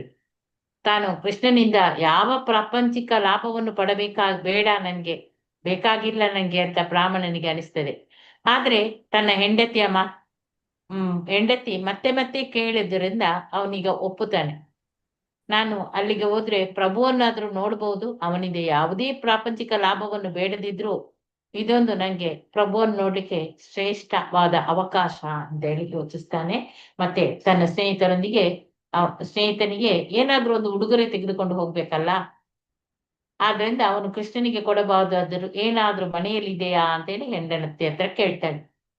ಹೆಂಡತಿ ಅಕ್ಕಪಕ್ಕದ ಸ್ನೇಹಿತರಿಂದ 4 ಬೊಗಸೆ ಅವಲಕ್ಕಿಯನ್ನು ತಂದು ಸಂಗ್ರಹಿಸ್ತಾಳೆ.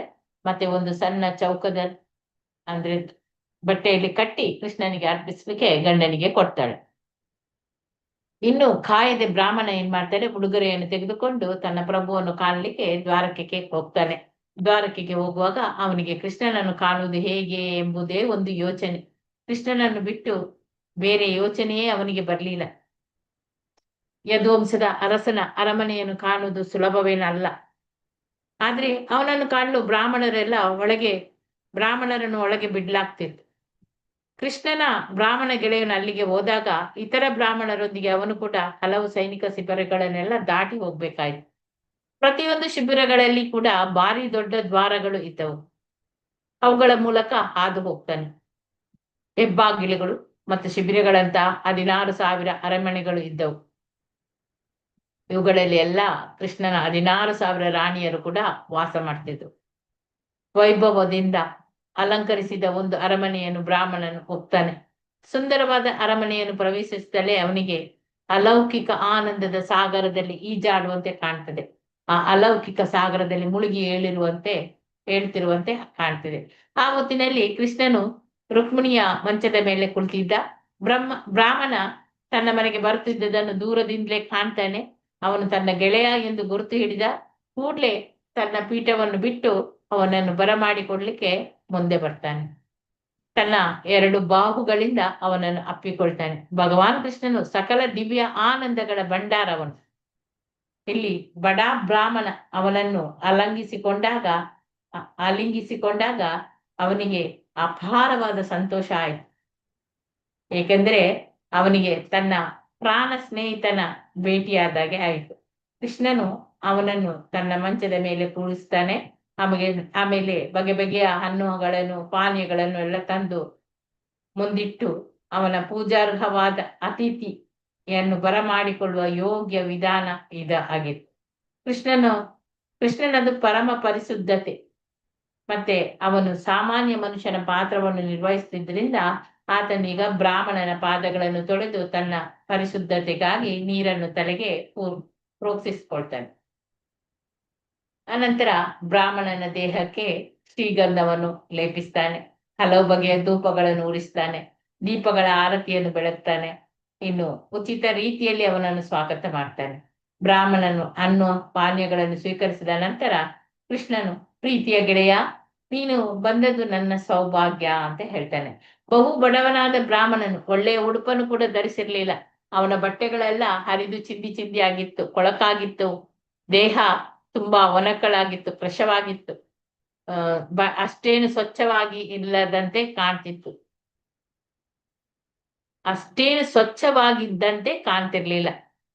ದೇಹ ಬಡವಾಗಿದ್ದರಿಂದ ಮೂಳೆಗಳೆಲ್ಲ ಎದ್ದು ಕಾಣ್ತಿತ್ತು. ಸಿರಿದೇವಿಯಾದ ರುಕ್ಮಿಣಿಯು ಸ್ವತಃ ಅವನಿಗೆ ಗಾಳಿ ಹಾಕಲಾರಂಭಿಸಿದಳು. ಅರಮನೆಯ ಇತರ ಸ್ತ್ರೀಯರಿಗೆ ಕೃಷ್ಣನು ಆ ಬ್ರಾಹ್ಮಣನನ್ನು ಸ್ವಾಗತಿಸಿದ ರೀತಿಯನ್ನು ಕಂಡು ಆಶ್ಚರ್ಯ ಆಗ್ತದೆ ಬೇರೆಯವರಿಗೆಲ್ಲ. ಬ್ರಾಹ್ಮಣನು ನನ್ನ ಎಷ್ಟು ಸಂಭ್ರಮದಿಂದ ಕೃಷ್ಣ ಬರಮಾಡಿಕೊಂಡ ಅಂತ ಹೇಳಿದ್ರೆ ಎಲ್ಲರೂ ಆಶ್ಚರ್ಯಪಟ್ರು. ಬಡವನಾಗಿದ್ದ, ಅಷ್ಟೇನು ಸ್ವಚ್ಛ ಕೂಡ ಇಲ್ಲ, ಬಡವನ ಉಡುಪು ಹಾಕಿದ್ದ ಈ ಬಡ ಬ್ರಾಹ್ಮಣನನ್ನು ತಾನೇ ಕೃಷ್ಣನು ಹೋಗಿ ಸ್ವಾಗತಿಸಿದು, ಅದೆಲ್ಲ ಆಶ್ಚರ್ಯ ಆಗ್ತದೆ. ಬ್ರಾಹ್ಮಣನು ಸಾಮಾನ್ಯ ಜೀವನವಲ್ಲ ಬ್ರಾಹ್ಮಣನದ್ದು ಅಂತೇಳಿ ಅರ್ಥ ಆಯ್ತು. ಈಗ ಅವನು ಮಹಾಪುಣ್ಯ ಕಾರ್ಯಗಳನ್ನು ಮಾಡಿದ್ದಿರ್ಬೇಕು, ಇಲ್ಲವಾದ್ರೆ ಈ ದೇವಿಯ ಈ ಪತಿ ಆದ ಕೃಷ್ಣ ಅವನನ್ನು ಇಷ್ಟೊಂದು ಯಾಕೆ ಉಪಚರಿಸ್ತಿರ್ಲಿಲ್ಲ. ಅವನು ಆ ಒಳ್ಳೆ ಕಾರ್ಯ ಮಾಡಿದಕ್ಕೆ ಅವನನ್ನು ಈ ರೀತಿ ಉಪಚರಿಸ್ತಿದ್ದಾನೆ ಅಂತೇಳಿ ಅರ್ಥ ಆಯ್ತು. ಬ್ರಾಹ್ಮಣನನ್ನು ಕೃಷ್ಣನು ಮಂಚದ ಮೇಲೆಯೇ ಕುಳ್ಳಿರಿಸಿದ್ದು ಅದನ್ನು ಮತ್ತೆ ನೋಡಿ ಅವರಿಗೆ ಪುನಃ ಆಶ್ಚರ್ಯ ಆಗ್ತದೆ.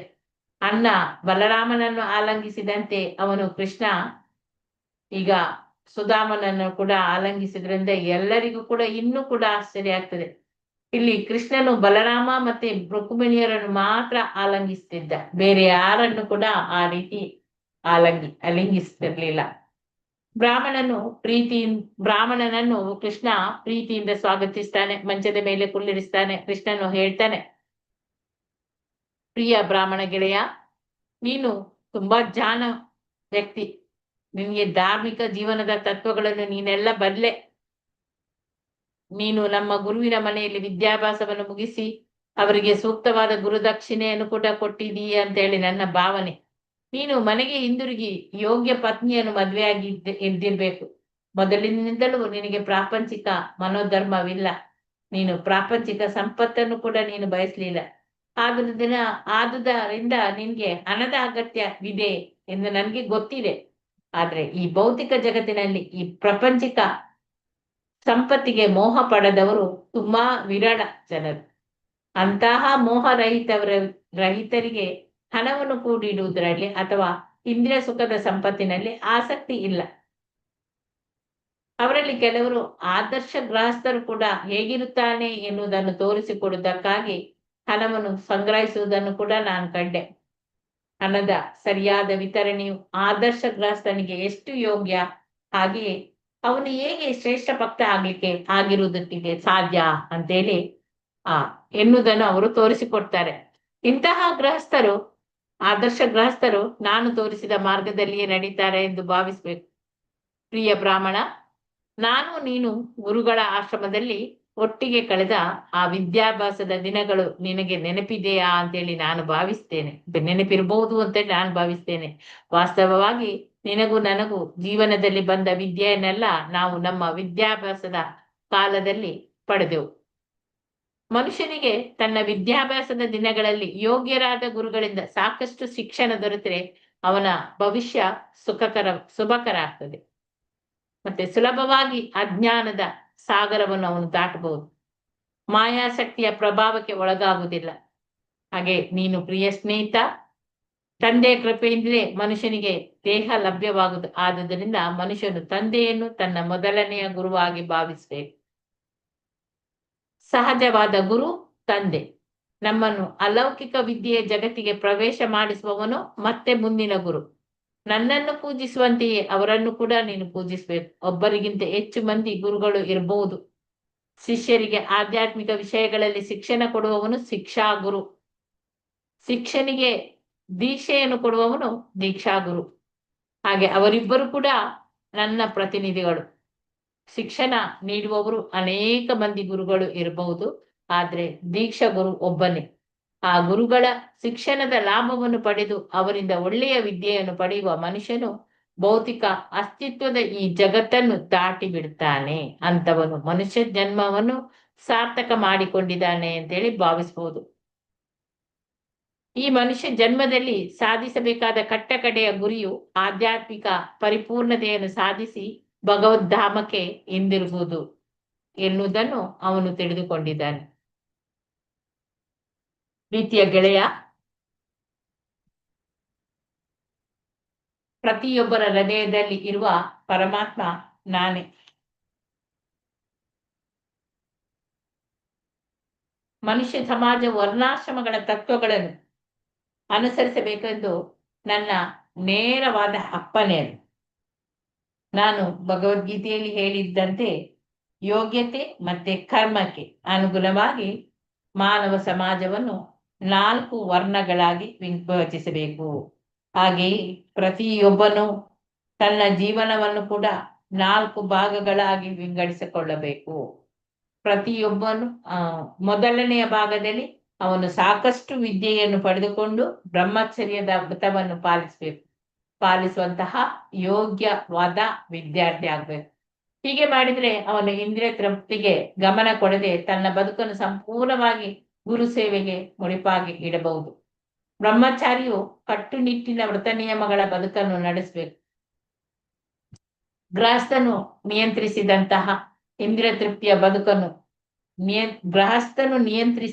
ಇಂದ್ರಿಯ ತೃಪ್ತಿಯ ಬದುಕನ್ನು ನಡೆಸಬೇಕು.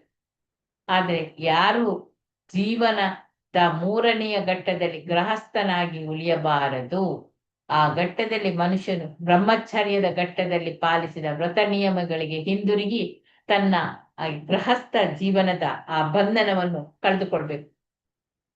ನಂತರ ಪ್ರಾಪಂಚಿಕ ಬದುಕಿನ ಈ ಬಂಧನವನ್ನು ಕಳಚಿಕೊಂಡು ಮನುಷ್ಯನು ಸನ್ಯಾಸ ಆಶ್ರಮವನ್ನು ಸ್ವೀಕರಿಸಬೇಕು. ಪ್ರತಿಯೊಬ್ಬರ ಹೃದಯದಲ್ಲಿರುವ ಜೀವಿಗಳ ಪರಮಾತ್ಮನಾಗಿ ನಾನು ಪ್ರತಿ ಘಟ್ಟದಲ್ಲಿ ಕೂಡ ಮತ್ತು ಪ್ರತಿಯೊಂದು ಆಶ್ರಮದಲ್ಲಿ ಕೂಡ ಪ್ರತಿಯೊಬ್ಬರ ಕೆಲಸ ಕಾರ್ಯಗಳನ್ನು ಗಮನಿಸ್ತಾ ಇರ್ತೇನೆ. ಮನುಷ್ಯನು ಯಾವುದೇ ಮಟ್ಟದಲ್ಲಿ ಇರಲಿ, ಘಟ್ಟದಲ್ಲಿ ಇರಲಿ, ಅಥವಾ ತನ್ನ ಗುರು ಆಜ್ಞಾಪಿಸಿದ ಕರ್ತವ್ಯಗಳನ್ನು ಅವನು ಗಂಭೀರವಾಗಿ ಶ್ರದ್ಧೆಯಿಂದ ಮಾಡುವುದರಲ್ಲಿ ನಿರತನಾಗಿದ್ದರೆ ಎನ್ನುವುದನ್ನು ನಾನು ನೋಡಿದಾಗ ನನಗೆ ಅವನು ಬಹು ಆತ್ಮೀಯನಾಗ್ತಾನೆ. ಬ್ರಹ್ಮಚರ್ಯದ ಬದುಕಿನ ವಿಷಯವನ್ನು ಹೇಳ್ಬೇಕಂದ್ರೆ ಗುರುವಿನ ಮಾರ್ಗದರ್ಶನದಲ್ಲಿ ಬ್ರಹ್ಮಚಾರಿಯು ಬದುಕನ್ನು ಮುಂದುವರಿಸಲು ಸಾಧ್ಯವಾದರೆ ಅದು ತುಂಬಾ ಒಳ್ಳೆಯದು.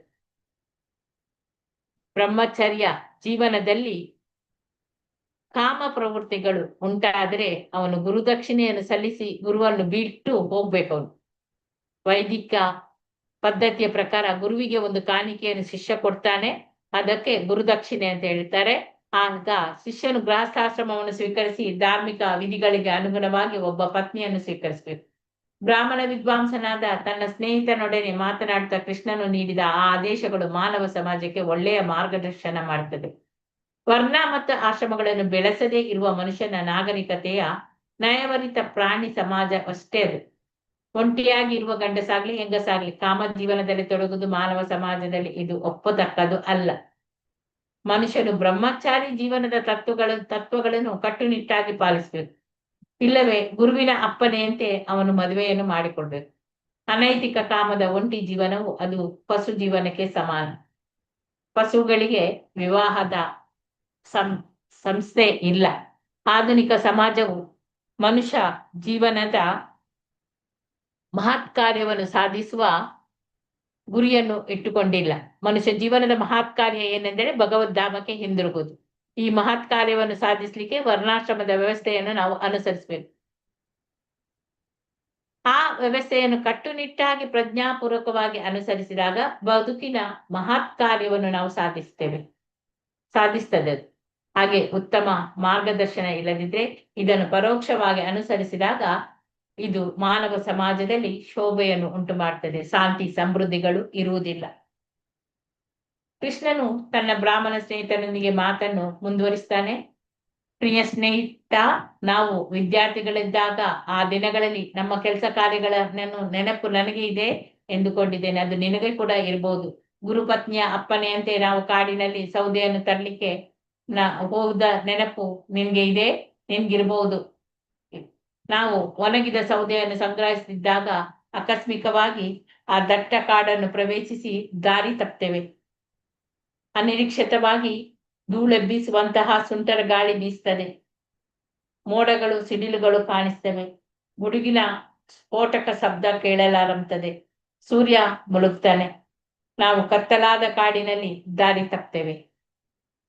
ಅಲ್ಲಿ ಧಾರಾಕಾರ ಮಳೆ ಬೇರೆ ಸುರಿತದೆ, ಭೂಮಿಯ ಮೇಲೆಲ್ಲ ನೀರು ಹರಿಯುತ್ತಿತ್ತು. ಗುರುಗಳ ಆಶ್ರಮಕ್ಕೆ ಹಿಂದಿರುಗ್ಲಿಕ್ಕೆ ನಮಗೆ ಆ ದಾರಿಯೇ ಕಾಣದೆ ಅಂತ ಆಯಿತು. ಆ ಧಾರಾಕಾರದ ಮಳೆಯು ನಿನ್ಗೆ ನೆನಪಿದೆಯಾ? ವಾಸ್ತವವಾಗಿ ಅದು ಮಳೆಯಲ್ಲ, ಒಂದು ಬಗೆಯ ಪ್ರಳಯ, ಧೂಳಿನ ಮಾರುತ, ವಿಪರೀತ ಮಳೆಯಿಂದಾಗಿ ನಮ್ಗೆ ಎಲ್ಲ ಬಹು ನೋವಾಯ್ತು. ಎತ್ತ ತಿರುಗಿದ್ರು ನಾವು ದಿಗ್ಭ್ರಾಂತರಾಗಿದ್ದೆವು. ಆ ಅತ್ಯಂತ ಸಂಕಟದ ಸ್ಥಿತಿಯಲ್ಲಿ ನಾವು ಒಬ್ಬರು ಇನ್ನೊಬ್ಬರ ಕೈಯನ್ನು ಹಿಡಿದುಕೊಂಡು ಕಾಡಿನಿಂದ ಹೊರಕ್ಕೆ ದಾರಿಯನ್ನು ಕಂಡುಕೊಳ್ಳಲು ಪ್ರಯತ್ನ ಮಾಡಿದೆವು. ಇಡೀ ರಾತ್ರಿಯನ್ನು ಹಾಗೆ ಕಳೆದೆವು. ಅರುಣೋದಯವಾಗುವಾಗ, ಅಂದ್ರೆ ಸೂರ್ಯೋದಯವಾಗುವಾಗ ನಮ್ಮ ಗುರುದೇವರಿಗೆ ನಾವು ಆಶ್ರಮದಲ್ಲಿ ಇರದಿದ್ದ ಸಂಗತಿ ಗೊತ್ತಾಗ್ತದೆ. ನಮ್ಮನ್ನು ಹುಡುಕ್ಲಿಕ್ಕೆ ಇತರ ಶಿಷ್ಯರನ್ನೆಲ್ಲ ಕಳಿಸಿಕೊಡ್ತಾನೆ. ಅವರು ಶಿಷ್ಯರೊಂದಿಗೆ ಬರ್ತಾರೆ.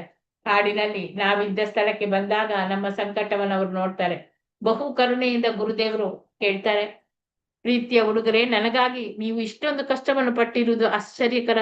ಪ್ರತಿಯೊಬ್ಬರು ಮೊದಲು ತನ್ನ ದೇಹ ರಕ್ಷಣೆಯನ್ನು ಮಾಡಿಕೊಳ್ತಾರೆ, ಆದ್ರೆ ನೀವು ಎಷ್ಟು ಒಳ್ಳೆಯವರು, ನೀವು ಗುರುನಿಷ್ಠರು.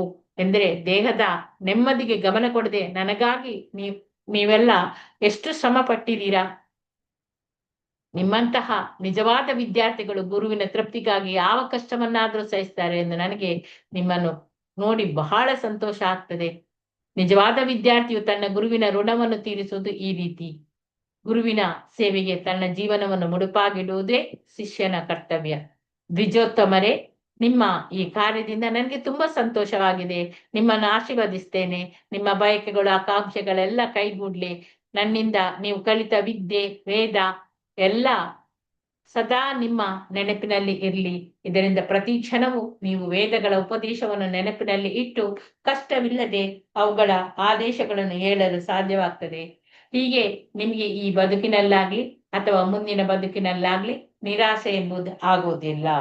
ಕೃಷ್ಣನು ಈ ರೀತಿ ಮಾತನ್ನು ಮುಂದುವರಿಸಿ ಪುನಃ ಹೇಳ್ತಾನೆ, ಪ್ರಿಯ ಮಿತ್ರ, ನಮ್ಮ ಗುರುಗಳ ಆಶ್ರಮದಲ್ಲಿ ನಾವಿದ್ದಾಗ ಇಂತಹ ಅನೇಕ ಘಟನೆಗಳು ನಡೆದಿದೆ. ನಿನ್ಗೆ ಅದು ನೆನಪಿರಬಹುದು. ಗುರುವಿನ ಆಶೀರ್ವಾದವಿಲ್ಲದೆ ನಾವು ಯಾರು ಕೂಡ ಸುಖವಾಗಿರ್ಲಿಕ್ಕೆ ಸಾಧ್ಯವಿಲ್ಲ. ನಾವಿಬ್ರು ಕೂಡ ಇದನ್ನು ಅರ್ಥ ಮಾಡಿಕೊಳ್ಬಲ್ಲೆವು. ಗುರುವಿನ ಕೃಪೆಯಿಂದ, ಅವರ ಆಶೀರ್ವಾದದಿಂದ ಮನುಷ್ಯನು ಶಾಂತಿ ಸಮೃದ್ಧಿಗಳನ್ನು ಸಾಧಿಸಬಲ್ಲ ಮತ್ತು ಮನುಷ್ಯ ಜನ್ಮವನ್ನು ಸಾರ್ಥಕ ಮಾಡಿಕೊಳ್ಬಹುದು ಅಂತ ಹೇಳಿದ. ಆಮೇಲೆ ಈ ಮಾತುಗಳನ್ನು ಕೇಳಿ ಬ್ರಾಹ್ಮಣ ವಿದ್ವಾಂಸನು ಹೀಗೆ ಉತ್ತರ ಕೊಡ್ತಾನೆ, ಪ್ರಿಯ ಕೃಷ್ಣ, ನೀನು ಪರಮ ಪ್ರಭು, ಎಲ್ಲರ ಗುರು, ಪರಮ ಗುರು ನೀನು. ಗುರುಗಳ ಮನೆಯಲ್ಲಿ ನನ್ನೊಡನೆ ಇರುವಂತಹ ಭಾಗ್ಯವು ನನಗೆ ದೊರೆತಿದ್ದರಿಂದ ನಾನು ಮಾಡಬೇಕಾದ ವೇದೋಕ್ತ ಕರ್ತವ್ಯಗಳು ಯಾವುದೂ ಇಲ್ಲ ಎಂದು ನನಗೆ ತೋರ್ತದೆ ಅಂತ ಹೇಳ್ತಾನೆ. ಪ್ರಿಯ ಪ್ರಭುವೇ, ಆರ್ಥಿಕ ಸಮೃದ್ಧಿ, ಇಂದ್ರಿಯ ತೃಪ್ತಿ ಮತ್ತು ಮುಕ್ತಿಯೂ ಸೇರಿದಂತೆ ಮನುಷ್ಯ ಜೀವನದ ಪರಿಪೂರ್ಣತೆಗೆ ಅಗತ್ಯವಾದ ವೇದದ ಪ್ರಾರ್ಥನೆಗಳು, ವಿದ್ಯುಕ್ತ ಉತ್ಸವಗಳು, ಹಾಗೆ ಧಾರ್ಮಿಕ ಕಾರ್ಯಗಳು ಮತ್ತು ಅಗತ್ಯವಾದ ಉಳಿದೆಲ್ಲಕ್ಕೂ ಒಂದೇ ಮೂಲ ಪರಮ ಪುರುಷನಾದ ನೀನು. ಬದುಕಿನ ವಿವಿಧ ಪ್ರಕ್ರಿಯೆಗಳ ಎಲ್ಲದರ ಪರಮ ಗುರಿಯೂ ಕೂಡ ಒಂದೇ. ಅದು ಏನಂತ ಹೇಳಿದ್ರೆ ನಿನ್ನನ್ನು, ಭಗವಂತನನ್ನು ನಾವು ಅರ್ಥ ಮಾಡಿಕೊಳ್ಳುವುದು. ಬೇರೆ ಮಾತುಗಳಲ್ಲಿ ಹೇಳುವುದಾದ್ರೆ ಅವು ನಿನ್ನ ದಿವ್ಯ ರೂಪದ ಬೇರೆ ಬೇರೆ ಭಾಗಗಳು. ಆದರೂ ನೀನು ವಿದ್ಯಾರ್ಥಿಯ ಪಾತ್ರವನ್ನು ಕೂಡ ವಹಿಸಿದೆ.